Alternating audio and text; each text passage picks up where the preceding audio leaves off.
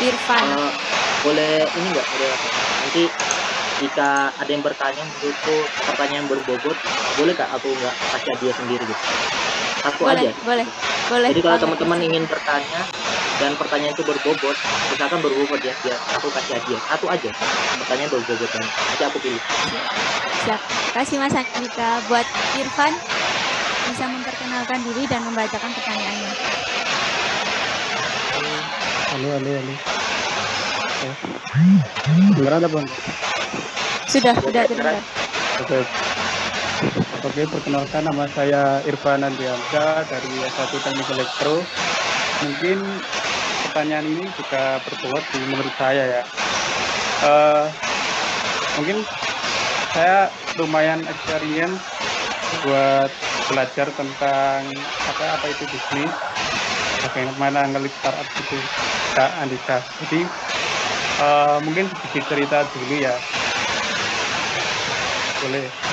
Jadi mungkin saya ini seorang yang bukan punya usaha tapi ngebantu usaha orang. Nah itu sebenarnya dari sisi usaha itu dia jalan, tapi dari segi bisnis itu dia tidak jalan karena sebenarnya usaha itu kan berdasarkan cash flow-nya. Jadi misal dia dijual laku, jual lagi.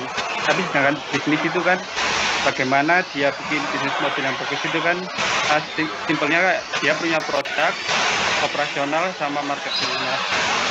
Mungkin yang jadi pertanyaan saya mungkin dalam 2 menit, apakah Kak Andika bisa menjelaskan dari awal kayak gimana sih bisnis model yang simple dari bikinin aja itu seperti gimana? Jadi mulai dari awal bikin MVP produknya, ini kan produk jasa kan, lalu dari operasional sama marketing.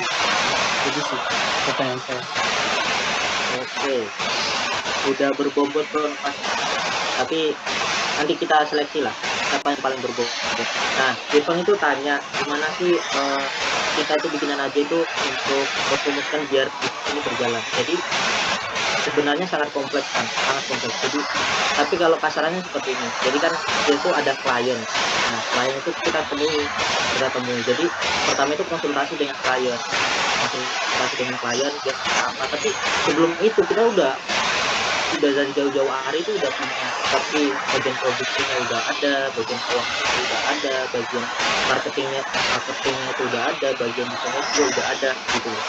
Jadi bukan hanya fokus kepada bagaimana kita mencari klien, tapi fokus dulu pada internal kalian. Misal kita tuh harus punya penjahit. Nah, penjahit yang bagus tuh kayak gimana sih? Terus kita punya channel mitra penjual kain gitu. Penjual kain yang bagus itu kayak gimana? Nah itu kita harus cari dulu kan. Kita harus cari dulu kita itu ingin membangun bisnis itu. Misalnya bikin aja gitu. Kita tuh harus cari channel-channel tersebut. Nah, untungnya kita tuh punya mentor juga. Jadi seperti pemateri pertama tadi, ya kalian harus punya mentor, emang benar. Jadi kalian tuh harus punya mentor. Jadi kita tuh udah punya tim produksi udah ada, tim keuangan udah ada, jadi udah bagian hitung-hitung udah ada, terus bagian marketing dan desainnya juga udah ada. Nah ketika klien itu masuk, kan udah terfasilitasi semua tuh kliennya.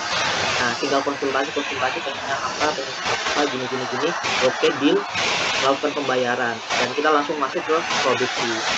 Jadi awalnya itu bukan fokus kepada bagaimana menemukan klien, tapi awali dulu dengan internal kalian. Jadi kalian awali dulu. Jadi ketika kalian sudah kokoh, ya udah langsung lanjut ke produksi. Tapi saya sangat mewajari bahwa kalau di awal bisnis banyak kesalahan, banyak yang belum maksimal, itu sangat mewajari.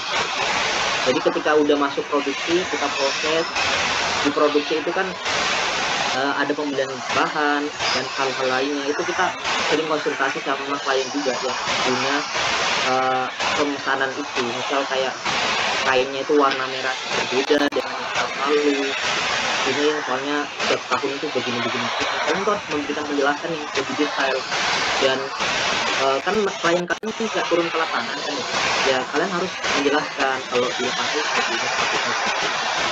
Kenapa kok ada teguran, kalau teguran itu seperti apa, jadi seperti itu. Dan kalian juga harus berani ambil resiko ketika ada kerusakan dan hal-hal lain itu harus gimana lokasi seperti itu. Nah, ketika udah jadi nih, ada namanya sistem kontrol. Jadi barangnya itu udah layak dipakai apa enggak, ada kesalahan apa enggak. Jadi sebelum klien itu sebenarnya kita udah kontrol juga gitu. Tapi namanya manusia ya, bisa juga luput dari kesalahan. Jadi biasanya barang yang udah disebarluaskan itu ada juga kesalahan seperti itu. Jadi ketika udah sistem kontrol, nah langsung masuk ke foto produk. Foto produk kita itu adalah apa ya? Untuk salah satu untuk marketing kita nanti ke depannya. Jadi bisnis ini tuh udah pesan di kita gitu, apa organisasi itu udah pesan di kita dan hal-hal lain seperti itu sih. Dan produknya udah kita sebarluaskan seperti itu. Tapi di awal-awal banget ketika setelah di pemakaian itu kita minta evaluasi ke pelanggan kami, ke klien-klien kami kayak kurang yang kemarin itu apa sih, bisnis itu kurang apa gitu. Jadi ibaratnya seperti itu. Jadi ada produksi, ada keuangan, ada marketing atau pemasaran, seperti itu sih paling lebih mudahnya seperti itu.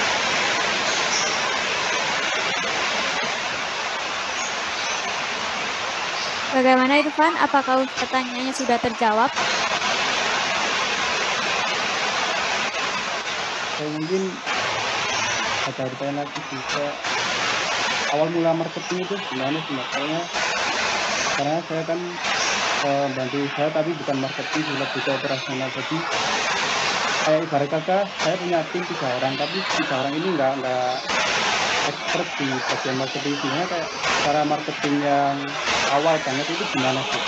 Kayak manfaatin sosial media terkadang kan kayak gak masuk ke kayak apa sih namanya, kayak contoh TikTok kayak gitu lah, kalau di IG atau saya itu gimana marketing awal yang sangat cocok gitu untuk ya bisnis itu.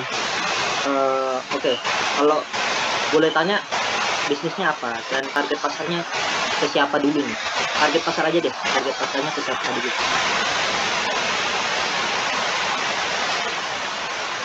Jadi bisnisnya ini kayak awal mula sih punya sebuah usaha, karena bisnisnya itu kayak bisnis minuman fermentasi dari mengkudu, nanti kayak bisa jadi soda alami gitu Mas. Nah itu kalau Pasarnya kan? target pasarnya itu kayak ke anak-anak muda, orang-orang yang suka healthy product gitu Mas. Nah, Gitu. kalau saran aku nih, paling mudah itu kalau kita ketik adalah menunjukkan keunggulan produk kalian. Jadi ketika udah punya target pasar nih, kalian udah punya target pasar mahasiswa gitu. Nah, mahasiswa itu pengennya apa gitu? Pengennya misal barangnya itu berkualitas tapi murah. Itu mahasiswa banget itu. Mas, yang bagus tapi murah. Nah, kalau kalian punya produk jamu gitu, misal produk jamu.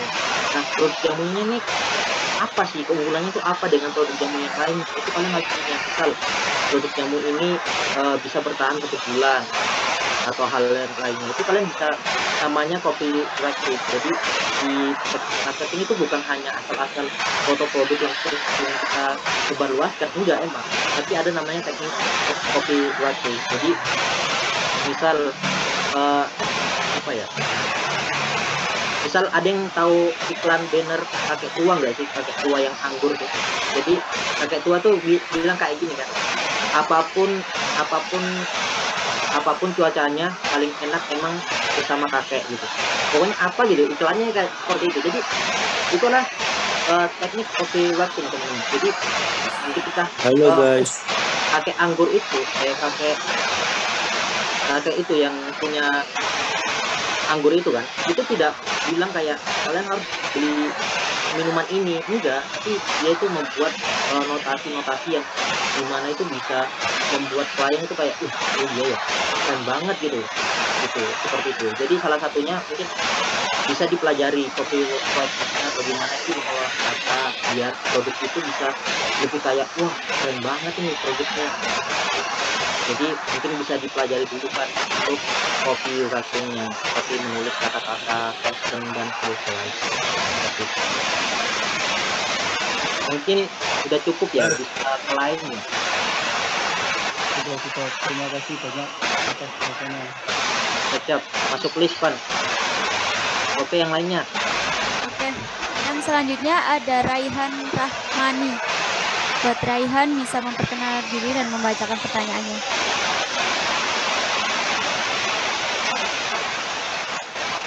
Oke, pertanyaan saya itu berkaitan dengan sebelum itu apa suara saya kedengaran? Iya. Terima kasih. Oke, pertanyaan saya ini berkaitan dengan gimana kalau ingin membuat usaha itu kan harus bekerja sama dalam satu tim. Lalu, bagaimana jika dalam usaha saya dan bekerja sama, namun saat di tengah jalan saat membangun usaha tersebut, saya dan teman saya ini saling adu cekcok gitu, saling berkelahi, sehingga saya usaha saya jadi merasa tidak enak, soalnya saya kan membangun usaha saya dan dia. Jadi penyelesaian dari masalah tersebut bagaimana Kak, ataupun saran-sarannya bentar Kak, soalnya hal ini yang masih menjadi pertimbangan saya sendiri saat saya memikirkan untuk membuat suatu usaha gitu. Jadi inti dari pertanyaan saya itu bagaimana saran ataupun penyelesaian dari masalah tersebut. Baik, terima kasih. Raihan, sangat susah dilupakan. Jadi gini Han, enaknya manggil apa sih? Rahmani ya, ini Rahma. Jadi kalau menurut aku di tim itu memang harus ada yang superior banget. Jadi harus ada yang kalem, harus ada yang superior. Jadi kayak superior itu mengkritisi terus aja gitu. Kayak di produk kita tuh, di tim kita tuh ada yang kayak gitu. Jadi kayak jahitan menceng dikit itu kayak wah ini nggak bisa nih, ini harus dibalikin produknya, ini nggak layak nih dipakai gitu. Terus ada yang kayak terlambat dikit gitu, satu hari gitu, terlambat 1 hari, wah nggak bisa nih, harus lebih cepat waktu lagi nih, kita nggak bisa gitu. Itu setiap hari tuh kayak awal-awal dulu ya, itu evaluasi terus, marah terus, ibarat seperti itu. Tapi hikmahnya sampai sekarang sih aku menyadari gitu, kalau dulu tuh tim aku tuh nggak ada salah satu orang itu gitu. Mungkin ya bikinan aja nih bakal ayam-ayam aja gitu, bakal nggak bisa berkembang, bakal nggak bisa lebih bagus dari dulunya gitu, nggak bakal lebih bagus dari sekarang lagi gitu. Nah menurut aku jika dia itu mengevaluasi produk validasi, wah harusnya tuh lebih bagus lagi, masa sih kita nggak bisa lebih bagus lagi, kamu tuh harus lebih teliti lagi biar produk ini bisa lebih payu lagi di pasaran. Itu nggak apa-apa, itu adalah salah satu hal yang dibangun menurut aku. Malah kalau kita melihat ada kesalahan nih untuk kita, tapi kita pura-pura nggak tahu aja gitu. Nanti klien juga paling ya nggak tahu juga gitu. Kalau kita begitu, kita nggak bakal bisa lebih baik lagi. Nah tapi ketika komentarnya itu kayak pesimis gitu kan, kayak aduh kayaknya bisnis ini nggak bisa jalan, kayaknya bisnis ini nggak kayak ini. Nah itu adalah salah satu bisnis komentator atau kritik yang menurut aku kurang dibangun gitu. Nah jadi bisa dilihat konteksnya itu aja gitu. Ketika dia tuh konteksnya itu ingin sebenarnya mengkritik atau mengevaluasi produk, itu adalah salah satu langkah yang baik. Tapi mungkin cuma kita kurang baper aja. Kalau aku pribadi ya, di tim itu pernah kayak masalah keuangan gitu. Kita tuh dari 3 orang ini nggak saling mempercayai. Jadi ada yang bagian keuangan, aku nggak bisa percaya bagian keuangan, padahal itu temanku sendiri kan, temanku sendiri, tapi aku nggak percaya gitu. Bisa aja dia korupsi, bisa aja ini, makanya biasanya tiap laporan tuh dipertanyakan, ini uangnya dari mana, ini saya kurang sebegini beli apa, ini seperti itu. Jadi dalam bagian korupsi pun juga begitu, kita nggak saling percaya, tapi kita saling benci. Jadi nggak saling percaya itu bukan salah satu hal yang membuat kita itu bermusuhan atau apa gitu, enggak, tapi apa ya, lebih kepada was-was gitu ya, lebih kepada kita tuh lebih teliti lagi gitu, lebih mengawasi gitu. Ketika kita saling percaya kan, dia melakukan kesalahan kan kita percaya aja gitu. Seperti itu, lebih kepada itu. Jadi kalau menurut aku dilihat aja dulu konteksnya, di timmu itu apakah mengkritisi hal-hal yang tidak membangun, mungkin bisa dievaluasi gitu.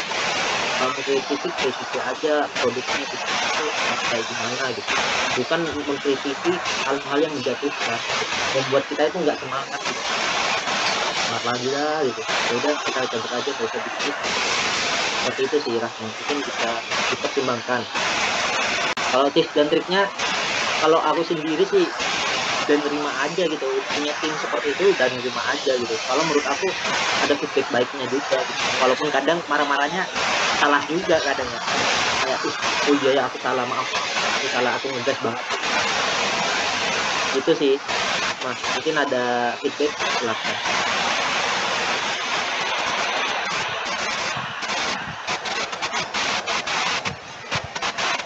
Gimana Raihan? Apa pertanyaan sudah menjawab? Apa ada feedback?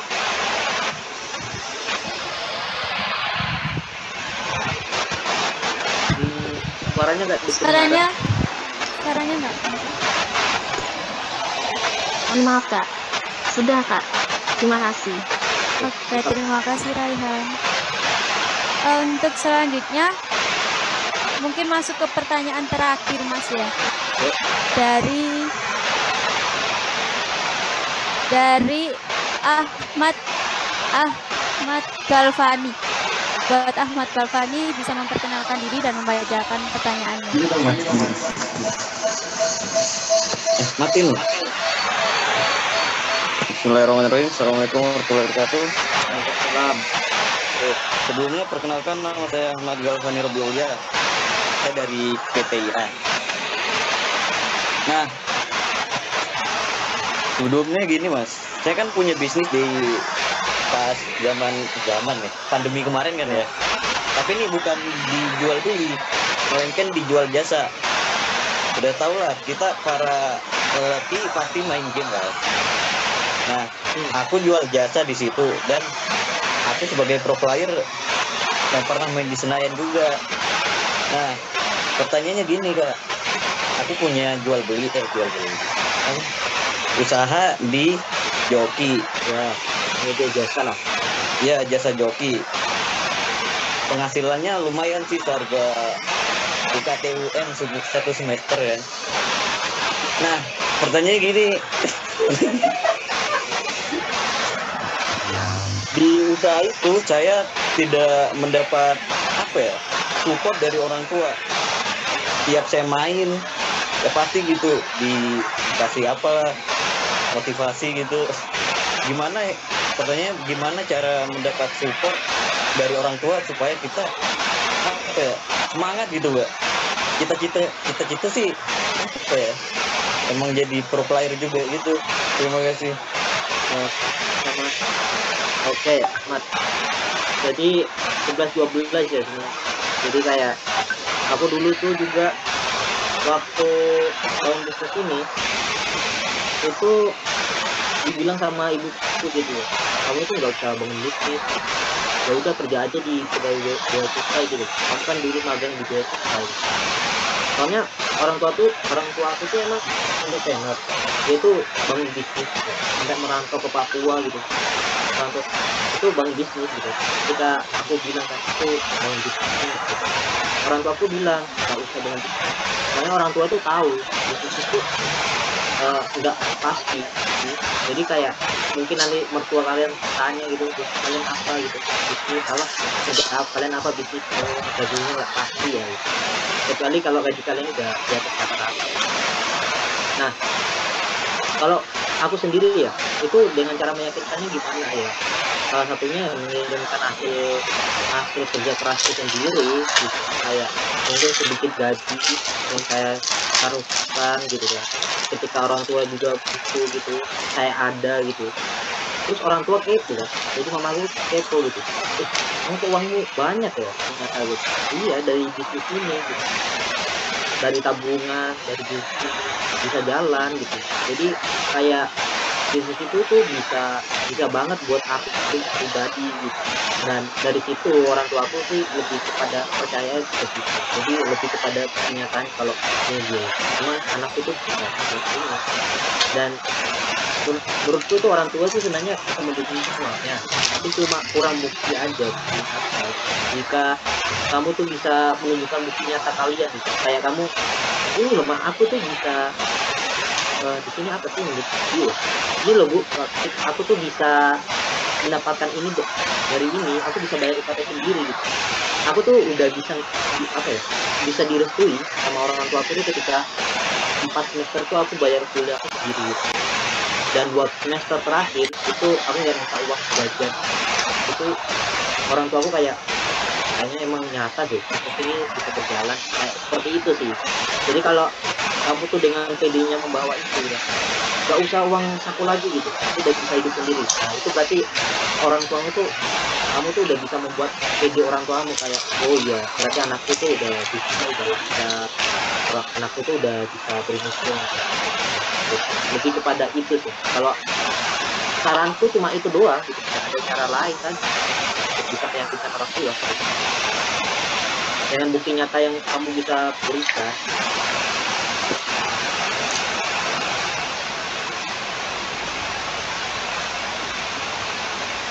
Bagaimana Ahmad? Apa pertanyaannya sudah bisa dijawab?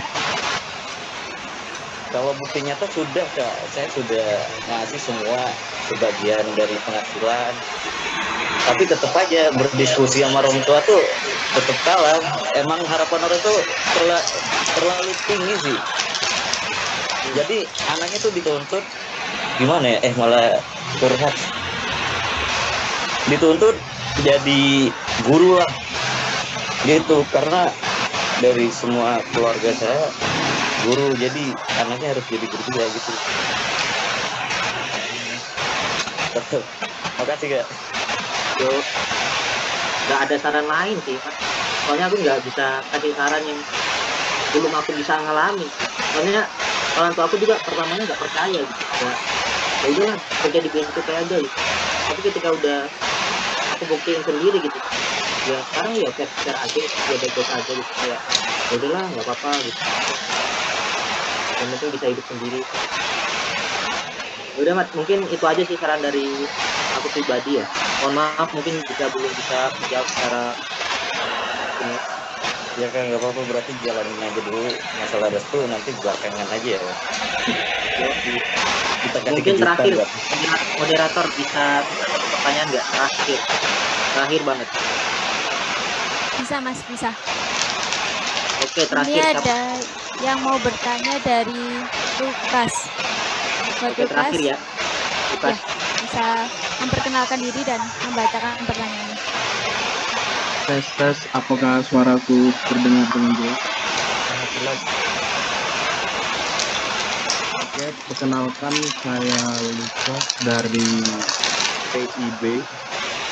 Jadi di sini saya tidak bertanya mengenai spesifik mengenai marketing atau teamwork atau lainnya. Saya mau bertanya mengenai model bisnis. Halo, apakah masih terdengar? Yuk, model bisnis apa? Jadi saya ingin bertanya, jadi zaman sekarang kan udah mulai banyak startup baru yang lahir, terutama startup digital, terutama seperti yang dibahas tadi seperti Gojek, kayak awalnya memecahkan masalah dalam kehidupan sehari-hari.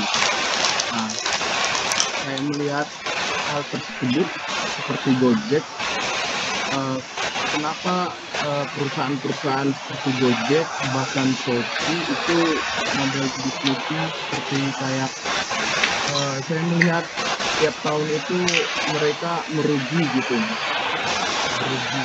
Bahkan Shopee gitu kan ruginya hingga triliunan.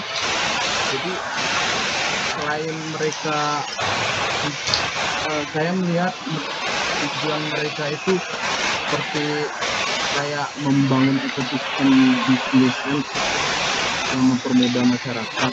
Namun kedepannya itu mereka untungnya itu dari mana? Mohon pendapat dari Mas Andika. Oke, Lukas. Jadi kalau sistem bisnis perusahaan besar ya, itu mungkin saya belum sampai ke sana. Saya sangat menyadari kapasitas saya sendiri belum sampai ke sana. Tapi kalau dari gambaran aku sendiri, kenapa kok kalian gak heran pasti ya? Kenapa kok kayak Shopee, Gojek, Grab itu kayak bakar-bakar uang sih, kok promo terus?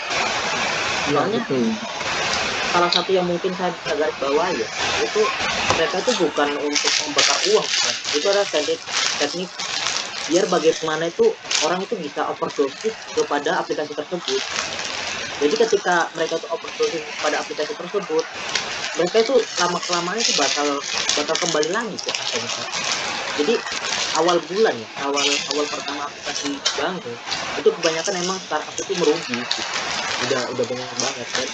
Mungkin kebanyakan buku yang teman-teman baca tentang startup awal banget tuh mereka tuh nggak bakal mendapatkan apa-apa, udah pasti nggak mendapatkan apa-apa. Soalnya banyak banget pengeluaran mereka, entah itu dari mereka bakal presentasi di investor, mereka bakal bagaimana cara menaikkan marketingnya, bagaimana mereka para pengguna itu. Jadi kalian pernah mendapatkan aplikasi yang jika menggunakan aplikasi ini bakal dapat cashback 25.000, dapat ini 25.000 gitu kan. Itu adalah salah satu teknik adalah untuk menaikkan engagement mereka gitu bahwa aplikasi tersebut. Jadi biar aplikasi itu bisa digunakan dan bisa dievaluasi gitu. Itu adalah salah satu teknik. Bukan hanya untuk membakar uang bahwa mereka itu punya banyak uang dan untuk rugi, enggak. Itu pasti punya sistemnya sendiri. Salah satunya biar kita tuh para pengguna itu ketergantungan oleh aplikasi tersebut. Dan jujur banget, jadi temanku tuh banyak banget yang tergantungan sampai sekarang itu kayak males banget beli yang penting promo Grab apa ya, Grab nggak ada promo nih, ya udah di Shopee gitu. Sampai sekarang kayak gitu sampai dia merasa kayaknya aku harus bangun aplikasi yang buat orang-orang mager kayak seperti itu. Jadi kayak dia itu mindsetnya tuh kayak sampai ketergantungan itu gitu loh mereka tuh. Jadi aku tuh nggak tahu sistemnya apa ya, dia tuh bisa bagus dan bisa membakar uang mereka tuh seperti yang kita pikirkan kan. Aku nggak tahu sistemnya kemana gitu. Sampai Shopee pun sekarang diiming-iming dengan bangkrut tahun depan dengan pemecatan karyawan yang sangat banyak. Tapi itu adalah gejala awal untuk startup di sana. Jadi ketika nanti kedepannya salah satu di teman-teman elektro bangun startup, ya jangan kaget adanya pemerosotan pengguna gitu, adanya pemerosotan apa yang dipakai seperti Zoom. Jadi teman-teman ketika tahu Zoom dulu itu penggunanya dalam COVID itu ya, itu menjadi salah satu orang terkaya juga loh. Jadi termasuk ke 100 orang terkaya loh, dan punya aplikasi Zoom. Tapi kalau sekarang itu penggunanya malah turun gitu. Itu adalah salah satu aplikasi startup yang kayak gitu. Contohnya kayak Netflix. Nah, Netflix itu waktu COVID itu naik banget, sahamnya itu naik banget. Nah, terus banyak investor yang investasikan uangnya ke situ sampai jadi orang terkaya juga. Tapi sekarang udah turun lagi, malah udah merugi banget Netflix seperti itu. Jadi lebih jelasnya itu aku nggak tahu, tapi salah satu faktornya mungkin ketergantungan itu. Oke, gitu Lukas. Mungkin ada feedback. Boleh ada feedback? Oke, boleh. Jadi menurut Mas itu kira-kira apa sih kekurangan dan kelebihan dari ibaratnya kayak startup kayak Shopee dengan kayak perusahaan biasa, misalkan PT Freeport gitu. Terima kasih. Oke. Kalau kekurangannya, kalau menurut aku, kalau startup itu dia itu bisa bertahan ketika emang zaman itu dipakai terus gitu loh. Contoh muda ya, contoh muda itu seperti Facebook lah. Facebook itu awal-awal kan mana ada yang mau investasi ke Facebook. 5 orang temannya pemilik Facebook aja itu cuma 2 orang yang yakin kalau Facebook itu bisa jaya sampai sekarang. Dan akhirnya Facebook itu dipakai terus gitu. Tapi lambat tahun ke tahun pemilik Facebook itu merasa kayaknya Facebook ini bakal mati gitu. Ya udah kita beli Instagram, kita beli WA, kita akan mengeksploit semuanya kan. Jadi ketika dia juga tuh pengen beli Twitter tapi nggak diperbolehin sama pemerintah. Soalnya ketika dia juga beli Twitter berarti media sosial dipegang semua oleh Facebook seperti itu. Jadi kan kita nggak boleh ini ya, memiliki semua gitu. Dan kalau menurut aku ketika kalian membangun startup tapi startup itu bisa mengikuti perkembangan era, itu startup itu bakal bisa bertahan. Tapi ketika kalian membangun startup nih, misal kayak kayak scan COVID tuh, untuk kita bisa untuk scan kalau kalian tuh udah COVID, Peduli lindungi. Peduli lindungi. Nah, peduli lindungi kan dulu tuh viral banget ya kita. Tapi kalau sekarang mana ada yang mau pakai peduli lindungi lagi? 5 tahun ke depan mana ada yang mau pakai peduli lindungi lagi? Nah, bedanya dengan perusahaan yang kayak PT Airport itu adalah sumber daya. Jadi lawan mereka tuh hanya adalah sumber dayanya. Ketika sumber dayanya habis, ya udah kelar kan. PT Airport tuh udah nggak bisa lagi. Sumbernya seperti itu. Dan kami pun perusahaan kecil nih, kayak bidang konveksi nih. Kalau penyetop kainnya itu nggak ada, ya udah kita nggak bisa produksi. Kita nggak bakal menolak orang-orang yang ingin memesan seragam dan hal lainnya. Jadi kontranya kita tuh cuma bagian sumber daya. Jadi kayak misal makanan, kalau nggak ada lauk, nggak ada ikan, berarti nggak bisa masak ikan dong warungnya. Seperti itu. Nah, sedangkan startup ketika nggak ikuti perkembangan era, ya udah ketinggalan. Seperti itu sih. Baik, terima kasih atas jawabannya, Mas. Oke, Lukas, pertanyaan Anda berbobot. Ya udah, moderator mungkin ini si Lukas aja dah. Ya, Mas Andika.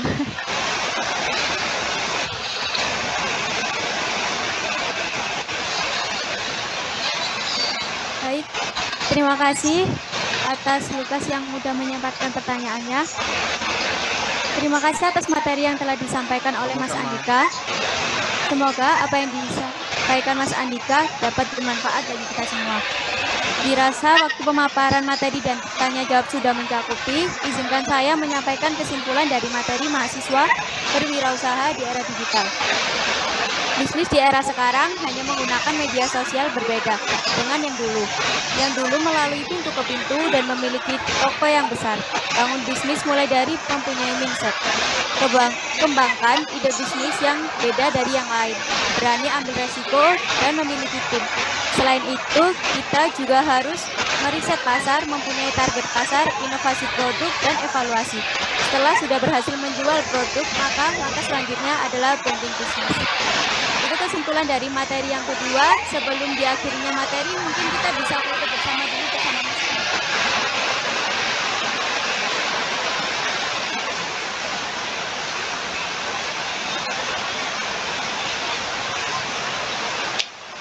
Bagi peserta, dipersilahkan on cam.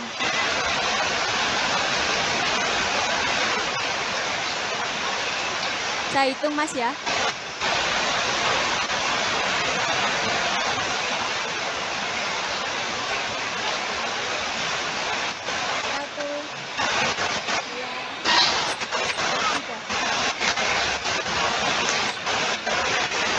Satu kali lagi, Mas Andika.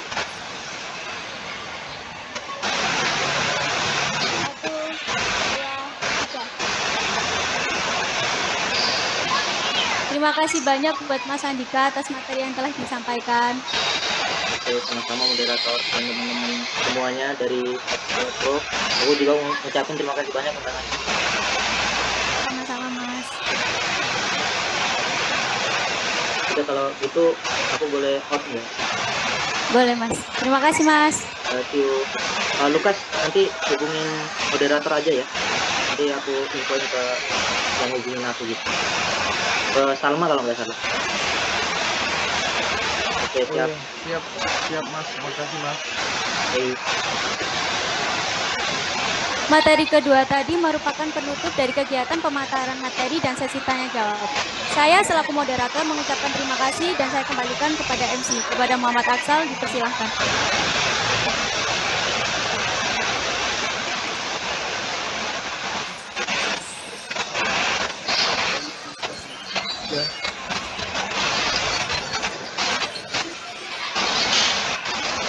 Baik, terima kasih atas pemateri yang telah disampaikan oleh pemateri kedua. Setelah ini memasuki acara yang ke-9, yaitu pemaparan materi pemasaran. Untuk saudara Rizky Rahman, dipersilakan.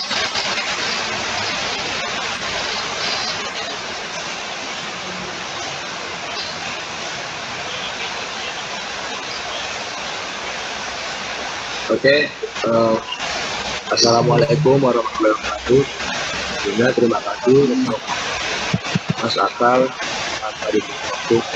Ya, kami tadi membahas tentang kewirausahaan. Di sini aku akan menjelaskan tentang pemasaran. Pengertian dari pemasaran sendiri adalah pemasaran adalah sebuah strategi bisnis yang mengacu pada aktivitas yang dilakukan perusahaan untuk mempromosikan penjualan suatu produk, atau bisa dibilang pemasaran ini adalah teknik memasarkan atau menyebarluaskan produk-produk yang akan dijual sehingga bisa mendapat konsumen sedikit. Jadi pemasaran di sini adalah kegiatan yang dilakukan setelah workshop kewirausahaan. Kegiatan ini akan mewadahi mahasiswa yang berminat ataupun tertarik dengan kewirausahaan di lingkup teknik elektro ataupun nanti jangkanya kali keluar. Dari kami akan mewadahi dan membantu mengajarkan, memberikan pengetahuan-pengetahuan tentang pemasaran. Untuk kemudian itu seperti apa, nanti kalian akan membuat sebuah produk dan akan dipasarkan, dan bisa bilang akan dijual produk kalian buat. Mungkin penjelasan singkat dari pemasaran ini itu saja. Aku kembalikan kepada MC.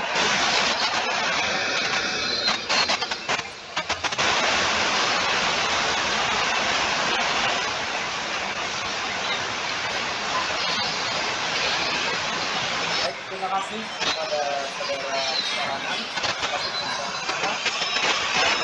Selanjutnya, sudah biasa kita sudah mengikuti acara pembahasan.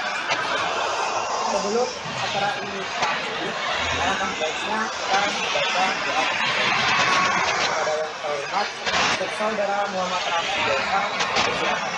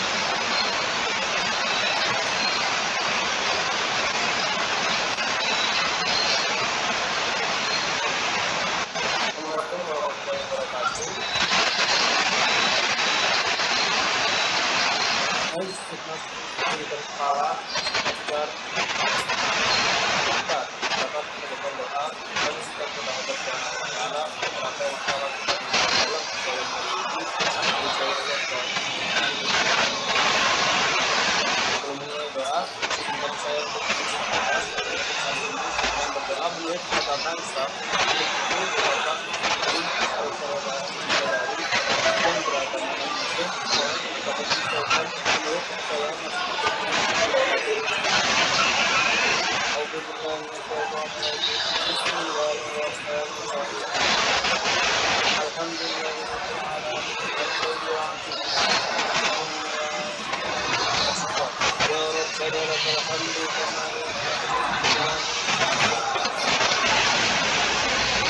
Allahumma salli ala sayyidina Muhammad wa ala alihi ya Allah ya Tuhan kami, besok seluruh saat ini sangat besar sekali hati dan hatinya sama manusia. Hal terkait telah kau ciptakan berusaha hati kita suara kau hadirkan mengerti kami tentang kesimpulan tentang penting nilai kesimpulan masing-masing. Allahumma ya Tuhan dan salam dan masyarakat. Allahumma ya Allah, ya Tuhan kami, Engkau telah lahirnya kegiatan. Kiranya ya Allah, Engkau dapat melimpahkan pengetahuan dan kekuatan kepada kami semua dan Engkau menunjukkan rasa persaudaraan, persatuan yang kokoh di antara kami dan baik-baik. Rabbana atina fid dunya hasanah wa fil akhirati hasanah wa qina adzabannar. Sallallahu ala sayyidina Muhammad wa ala alihi wa sahbihi. Alhamdulillahirabbil alamin. Assalamualaikum warahmatullahi wabarakatuh.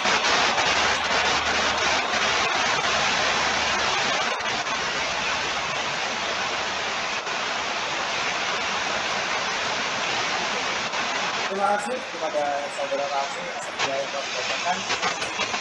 Dengan dibacakannya doa pada sore hari ini, berakhir pula rangkaian acara Workshop Kewirausahaan tahun 2022. Terima kasih atas partisipasi seluruh peserta dan mohon maaf apabila ada kata-kata yang telah disampaikan.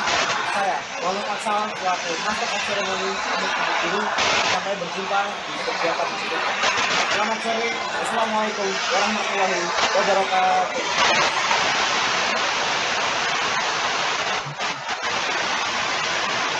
Baik, untuk seluruh mahasiswa baru, silakan untuk